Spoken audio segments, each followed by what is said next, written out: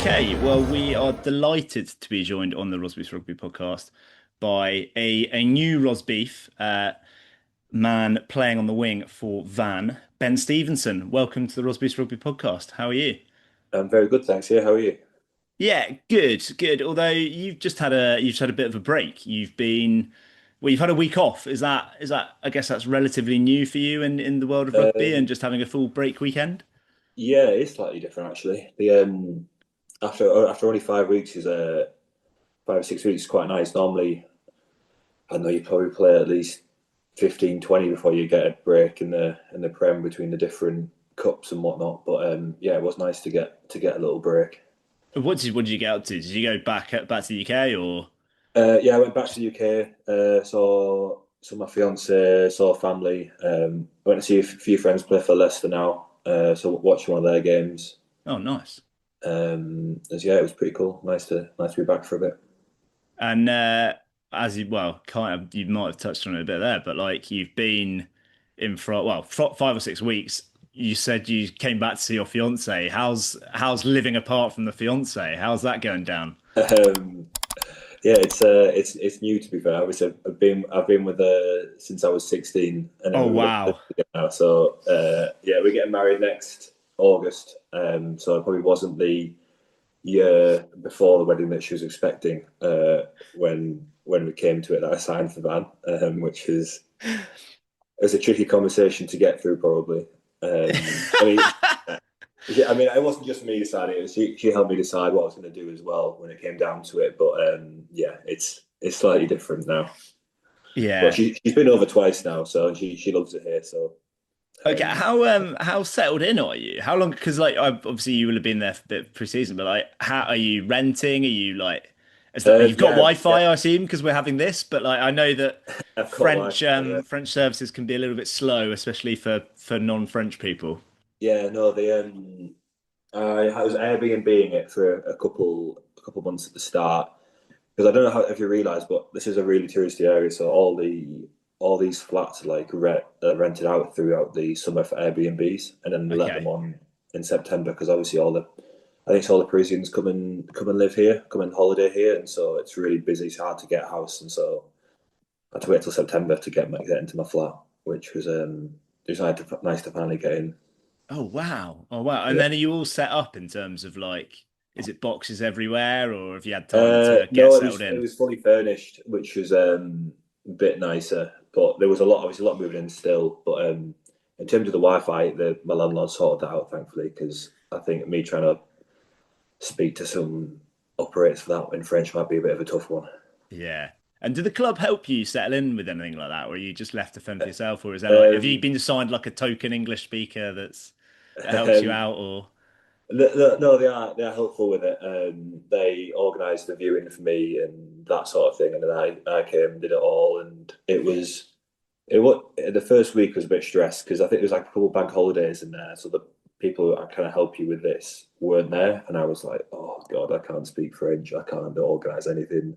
They put me in a hotel for a week, and after that, I was going to be getting an Airbnb somewhere. I wasn't sure what, and yeah, it was a bit stressful to start, but when they came back and helped, it was fine.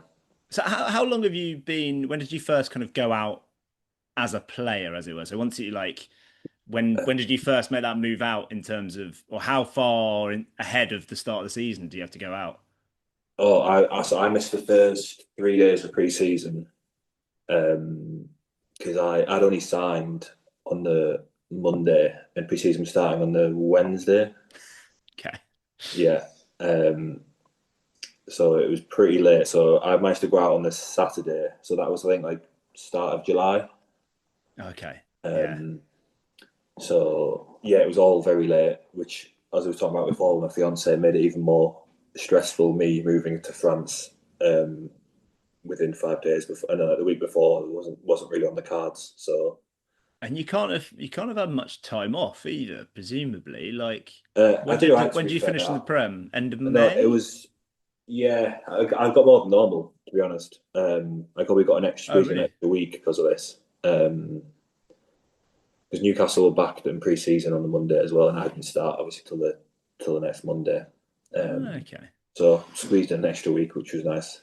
how did the French preseason compare to Newcastle preseasons? It was obviously a lot less kind of straight line running. There's a lot less fitness for that. But more like conditioning games where he was offloading everything and just chucking the ball about. So a lot more of that. The first day I got there as well, I think they were a bit short of kit, so they gave me. I had to do a fitness test in this kind of thick polo shirt, That's a and stitch it, up. That's a yeah, definite stitch up. yeah, and it was we were mid 30s, and it was honestly brutal. My score probably wasn't that great, but I got through it. So Oh, I was wearing polo shirts for the first week or so, which I found mental. I was like, oh, what's going on here? was it because like there's some really nice kit in the Van Club shop. Was it like a nice like kind of crafted polo shirt, or was it literally No, like school year, not year like under nines it polo was more shirt? like we wear it for like our post match attire now, Okay, and it was like one of those sorts of stuff, and that was the had spare. I think because I think we're having a couple of difficulties getting the kit at the start. We've got all of it now, obviously, but yeah, it was a bit awkward to start doing that in the heat. so the fitness then is literally just from playing rugby. There's not like you haven't had Yeah, to like run up hills and stuff like that, no, or no, we do a lot more of that. We did a lot more of that at Newcastle before, where it was like a lot more gruesome like that. But it's a lot more just like getting your hands on the ball and running about and getting your fitness through that. Which it's nice to be fair. It's you much rather do that than being sick after doing loads of hill sprints in yeah, Newcastle yeah. sort of thing. It must be more So fun, right? As a yeah, it's player a lot to more be like. fun. Do you think it It's a lot more fun. like preps your skills like better for the But yeah, the season? way they're doing it, yeah, they're like in terms of that, there's a lot more offloading, and you can kind of see that straight away in the way they do the set up the training. Just all encouraging that sort of thing, which is slightly different. Yeah.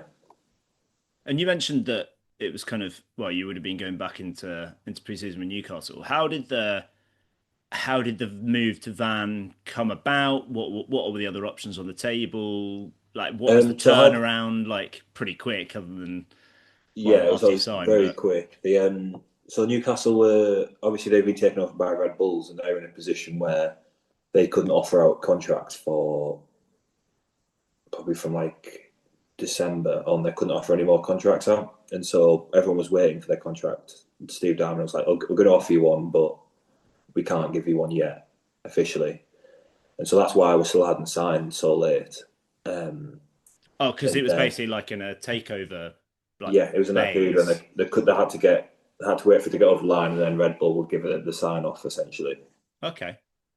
And then that's why it was so late. And then Newcastle, I think, offered me the actual deal on the Wednesday, and then I think a couple of days before I had a Zoom call. I was on holiday at the time. I was in Greece. I had a Zoom call with Jean Noel, the head coach here, um, and then chatted to him there. So I was just waiting for them to come back to me, and they offered me on the Saturday.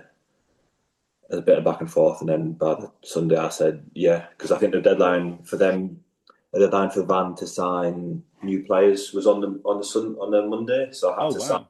make a decision there and then. Yeah. So it was all really quick. And was how did you kind of get in touch with Van? Was that just your agent put My feelers agent, out, yeah, or he lives over here. Well, I got a guy an agent in France, an agent in England, and the guy in France obviously knows these guys. And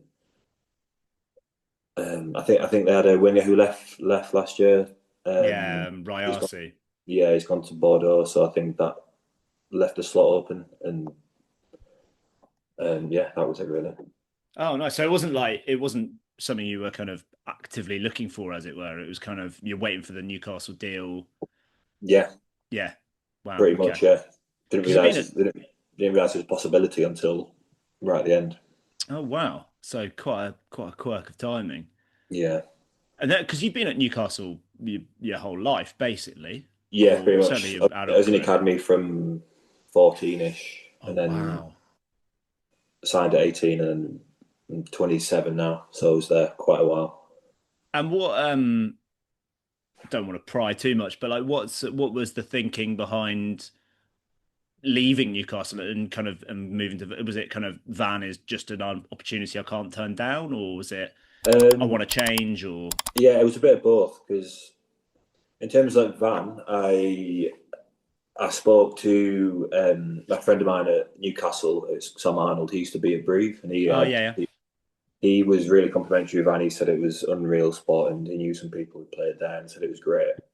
He was very complimentary about it. And then so I was like, yeah, that sounds good. And I saw they're coming down from top 14 and trying to get back up after speaking to John Noel. And I was quite keen to be in a team like that. I was trying to go back up and get there. And in terms of like, leaving Newcastle, I just fancied a bit of a change, really. Obviously, I'd been there my whole career. Um, you, everything's the same forever, and I just fancied like, yeah, it's an opportunity now. I don't know if I'll do it any of the time. There's not many chances you get to go and live in a different country and experience that. So I thought that would be pretty cool to come out here. And how much did you know about Van as a club, as a place, as a the Brittany region? Is that how much do you know about that Pretty before you minimal, to spoke be honest. to John Apart Noel? from what Sam Arnold had told me, pretty minimal, which was like I had a quick give it a quick Google and was like, oh, it looks all right. Yeah. And yeah, I spoke to a few people, but it was good. But yeah, generally not much. Didn't know much about it. So yeah, it was lucky how it's turned out because it's actually a great place. I don't know if you've visited, but it's such a We nice location. yeah, we were wearing my one bit of Oh stash that gosh, I yeah, picked up, but we went back in March. We were lucky enough to get tickets. Um Went to watch their draw with Perpignan, which was okay. quite at the time quite a key game. Um but yeah, so it's like one thing, well, with Van, like there's quite a lot of how did you know any of the kind of English speakers there before? Because there's quite a few guys that have certainly played Prem rugby or Yeah, I mean, I've played against a couple. So obviously, Mako is here. Nick Shonet's just signed. I've played against them. I didn't know them personally, but I knew people who knew them, and they put me in touch. So before I came out, I was chatting to them, which is good. But I didn't know anyone really. No. and with like the Breton identity, I find like we found that English is actually relatively it's one of the better regions for people speaking English in France. Is it, have you Yeah, found like how's your French coming along? yeah. So there is a lot of English spoken here, and then which helps to start. It also makes it a bit harder when you're trying to improve your own French, and Yeah. they instantly just go to English, and you're like, thanks, but I need to start progressing. You're not just falling back into English because you could do it if you could just not really learn French and just keep going on with the with English. But I've made an effort to try and learn it. I'm having 3 lessons a week at the moment. Oh The wow. club are organising a couple, and then yeah, I try my best. Yeah, I know that a lot of the clubs, the guys have like French lessons and in-house tutors and whatever. The like training and like team talks, they run in French or English. French. Yeah, Yeah, that's the yeah, thing where it's a lot harder because yeah. it's very quick and there's no like repetition with it. You can't ask and say, "Oh, what did you say there?" So it goes over, and at the end they say, like, "C'est bon, that's good," and you go, oui, c'est bon," as if you've understood all of it, and you just like not a clue what's just happened there, but I'll crack on. How much I guess just on that, like how do you get like briefed on because like when Van came up to the top 14, it was this big thing for the first club from Brittany to be in the top 14, and like a big thing was made of like the bagpipes and the anthem and the connection to kind of Celtic nations and stuff like that. How much of that have you been told about like, as a player? Do you guys get like cultural lessons, or like do kind of the Yeah, local guys like hype it up, or like, or do you just kind of feel it from the fans, or yeah, do you get um, what do you get from like the there's unique been, cultural stuff, I guess? it's been a bit of both in terms of the club and the fans telling me about it. So we had a lesson about the stadium, about where that's come from, and that sort of thing. And then I was speaking to some fans after one of the home games, and they were telling me more about the location and how he wasn't French. There was a local guy. He said, "Oh, I'm not French. I'm Breton." And then it's how he supports Wales. I think he supports Wales over France now because of that the link to them, which I Yeah. found a bit crazy. Obviously, it's very different. They're quite touchy to say they're not French. Some of them at least, Yeah. Yeah, so which it's is ironically it's which is kind of where it's connected to. But it's quite like Cornish people, or I guess Welsh people saying they're not, like being adamant they're yeah, not yeah, similar English. similar vibe. Yeah, Have you got any Celtic roots? I know you're from up north, but you're not Scottish or anything like that. no, There's no, just no kind of thoroughbred other. English. Yeah, can't shame you Yeah, can't pull on that. yeah, exactly. That's not really work, unfortunately, for me. What was like the was there any like mad facts that you kind of, or something that you found out other than seeing that they don't see That was the see main thing, just how adamant he was. He kind of yeah. got offended about the French side of it, which I was a bit more astounded by. I thought they'd be a bit more well, as they are French, really. You know what Yeah, I mean? yeah. Yeah, I think like that was the one thing that we found when we visited Van, and we flew into to Rennes as well, and like just how we hadn't quite realized how similar to like the Basque Country or like the Catalan region like it was in terms of seeing themselves as a separate people and a separate nation. Yeah, I think that we were kind of, as visitors, like we were quite taken aback by that. Um, yeah. The bagpipes are really cool when they come in. So we walk out and they kind of lead us out into the stadium as we're walking for a match. We walk through the tunnel yeah, and they're playing ahead of you, and then you walk out and there's all that playing, and it's throughout the match as well. It's pretty cool to have that. It's something very different yeah. to what I've experienced before. I like it's so central, right? Like the ground. How does like Oh, the it's so cool, yeah. It's right in like so the next to the port, and then the port's like just like the centre of the city, really.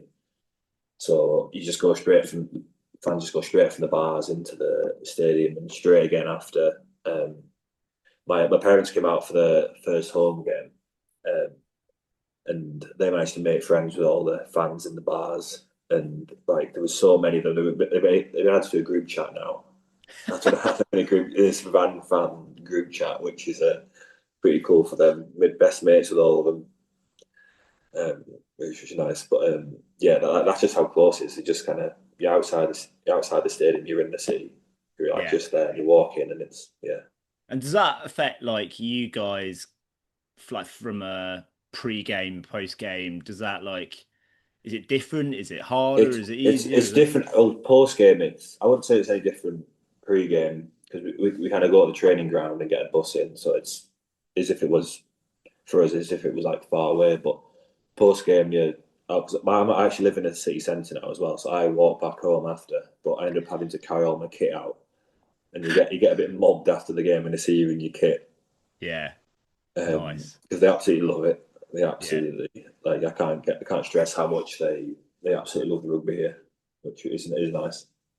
I guess like one thing that kind of we Rich was when I said, "Oh, do you want to ask Ben about anything?" He's like, one of his questions was, "Does he just have an obsession with clubs that are miles away from everywhere else in the league?" Because you are kind of, well, it's a lot, like Van's a long way from Oh yeah, quite a lot of other places in France, let yeah. alone like the I rest didn't of really understand rugby. how big France was until you do a bus trip, Yeah. which wasn't What's the even. worst bus trip you've had so far? We've done one proper bus trip. That was the Mont de Marsan game. We got back at 7:30 in the morning, Oh wow. and that was just crazy. I couldn't get over the concept that we'd be getting back at that time. Like some boys just went about the day as normal after, and I just found that incredible. It's so different. How long was It's that? Like 10 hours? no, because the thing is, we kick off at 9 because Oh, it was a 9 o'clock Van's kickoff. games Oh are yeah, always at yeah. 9, so we set off at midnight. So by the time we get back, it's so late. It's that was the thing I found astounding was that just how late you get back, and Yeah. I think kind of shows how adds to the kind of difficulty of the away games is that the recovery period after those sort of trips is just mental. Like it's so much harder. Well, that was kind of going to be a slightly more serious question of that. Like how do you find the whole kind of home fans, home stadium like strength compared to Kingston Park, like because it was like for ages, or it kind of still is, like the whole Kingston Park on a Friday night in winter, like that is the scene as like the real tough away trip for Yeah, yeah. fans and players. So like, how does Van being like this kind of northern outpost and having this home sport, how does that compare to like how Newcastle built the identity of like being a tough place to go? Is it Um, leaned I, into in the same way, or is it different? I didn't think of it like that. I suppose it is. Yeah, obviously, are both miles away from the rest of the clubs comparatively. I feel like Newcastle's a bit more gritty with it, whereas now in Pro D, Van are one of the teams probably towards the top of the table. It seems a bit slightly different. Whereas Newcastle would kind of like make of each game a fight and just try to get basically beat people up, and it seems slightly different. Um, yeah, no, it's interesting to compare it like that. I guess it is pretty similar in terms of this outpost essentially in the Yeah, country. I guess you mentioned it there, and I getting onto it properly. Van have obviously come down from the top 14.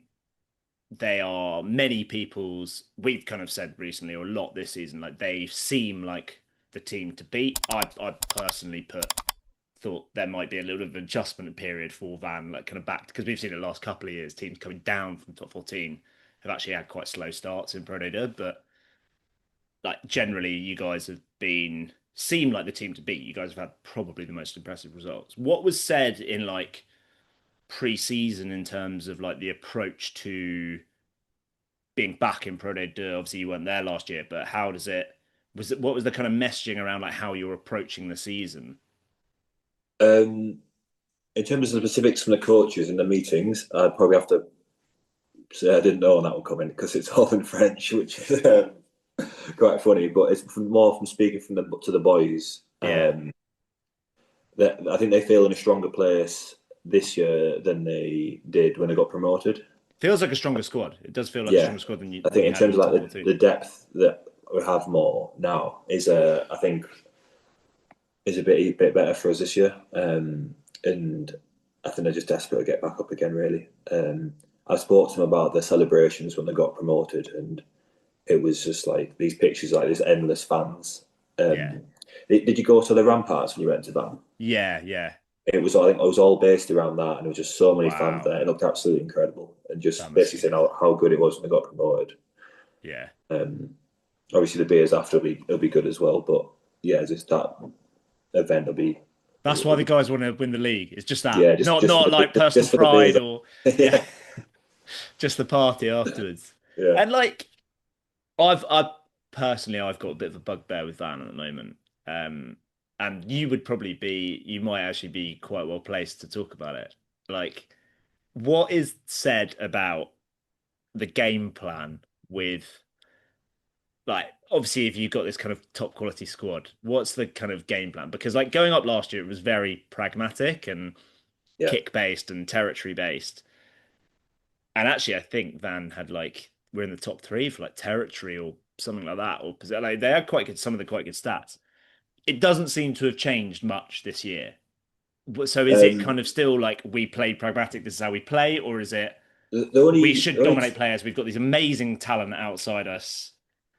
the only time I've really emphasised that game plan, I would say, be against Breathe. Um, we went into it and it was more like that's gonna be our game plan. We're gonna play away from home against one of the top sides. We're gonna kick it. We're gonna chase. We're gonna defend well. But to be honest, after that, it hasn't really been the message. I know we kind of. I don't think it also didn't help that the first two games were down to 14 men. I think Yeah, yeah, we that's I true. think we played about 10 minutes of 15 men for the first two games, which was crazy. But that hasn't really been the intention. Just haven't really managed to click as much attacking wise, especially away from home.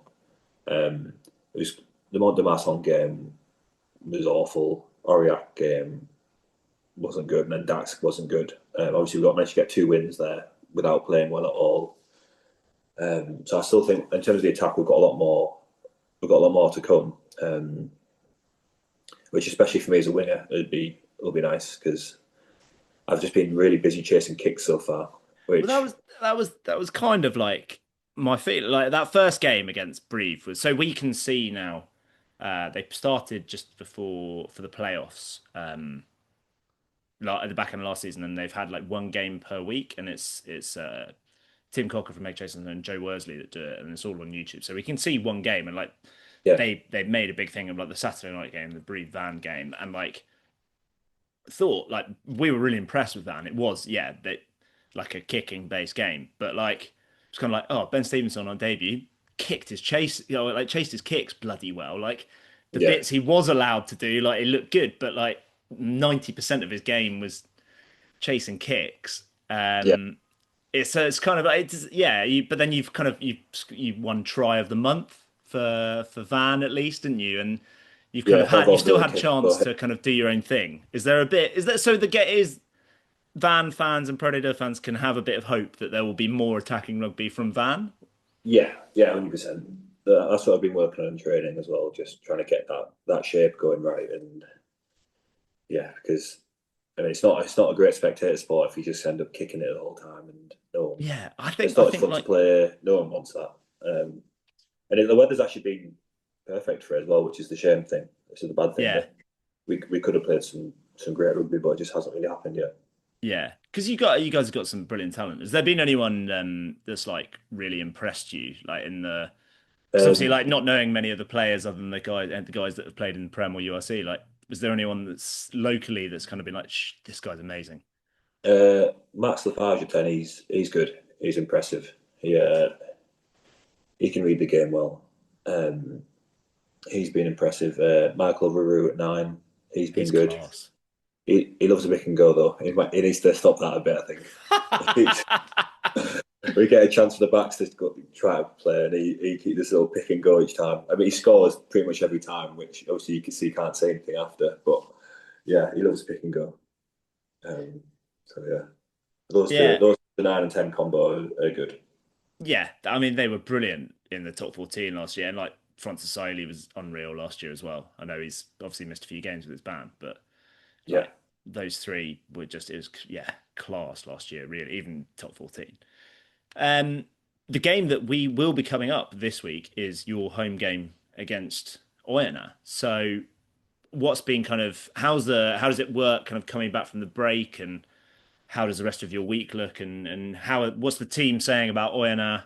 Because Oyonnax have played all right, but not quite got the wins. They're kind of doing the opposite of you guys, I guess. yeah, yeah. I think they're up there for the stats for kicking as well, which hopefully isn't going to be a sign of what's to come in this game. I think we're top and they're second for kicking, which isn't a good sign. But yeah, I'm going to say this now, but we're going to try to attack and just be kicking it the whole time. But hopefully the ball gets out there a bit more. In terms of the match this week, yeah, I think pretty much what you were saying. They've been playing well, haven't got the results. They seem to chuck the ball about a bit more as well. So I have to watch out for that in terms of the defending aspect of it. But I think the boys just quite keen to get back in. Obviously, they're quite disappointed with the Dax game, the way that went. So I think that yeah, I think hopefully we can get a big win on on Thursday this week and enjoy it a bit more because it's absolutely unreal that they're playing at home Yeah, every because week. It's just you guys have had only two home games out of six. So you think it's only you and Carcassonne that have had two yeah, home games. So yeah, pretty. It must be nice to be back at the Rabine. yeah, it's nice. It's this the pitch is class, and the fans are just immense with it as well. Like it's such a good atmosphere. Um, Is there anything like with the fans that is like really unique to obviously like the noise and the energy and the music? Is there anything that you've like picked up that you're like that's just mad? Like I don't they know, get because these it's quite loads of people say like it's the fans are unreal. Is it just volume or is it? volume. I'd say volume. Them turning up for the away games is just incredible. You see the same faces each time, and they travel all over the spot. And I just think fair play to you. That's a good effort to get there. And another thing to do, they have these big print out faces of different players each. Yeah. which I find is just so good. I'm quite excited for hopefully a point comes where I have a picture of me up there, but it's quite funny. It's quite Yeah, funny. And, like, it's just they're massive. They're absolutely huge, and yeah, but they're like thigh high. Like yeah, we've yeah, got a photo of us with a big Jean Spitzer's face yeah. somewhere I feel from sorry for the outside. guys behind them trying to watch the game, but they've got that up the whole game. Yeah. And Um, talking yeah, of away games, Aurillac is like the Stoke City. It's like that's the maybe that's the Newcastle. How yeah. was your experience going away to Aurillac Um, on a Friday game night? the game was awful. So the pitch, obviously, the massive slant on the pitch. Yeah, this is news to us. We only found this out talking to Oh, someone the other week that it's oh, actually an really? aggressive slope, Oh, isn't it? it's really aggressive. But at one point, I ended up on the other wing, which is at the bottom of the slope, and had to reset all the way up to the top of the slope, and I was absolutely shattered getting back up there. It was in the second half. I was running up the hill, and I was thinking, "What's going on here? I'm absolutely knackered." And its pitch was really heavy as well, which didn't help. So it's So true. The whole thing yeah, that was about a Aurillac that was being a tough place to go tough place to go. play it. But post match, incredible. Really? Yeah, post match food. The meal after was lovely.